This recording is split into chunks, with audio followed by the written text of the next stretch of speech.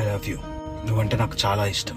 నేను బతుకుతున్న బతుకు, తింటున్న తిండి, పీలుస్తున్న గాలి ఇవన్నీ నువ్వు ఇచ్చినవి. నేనంటే నీకు ఇష్టం ఉందో లేదో నాకు తెలియదు, కానీ నువ్వంటే మాత్రం నాకు చాలా ఇష్టం. అలాగని సంవత్సరానికి ఒక రోజు ప్రేమించి మిగిలిన రోజులు పట్టించుకుని వాళ్ళలో నేను ఒకరిని కాదు.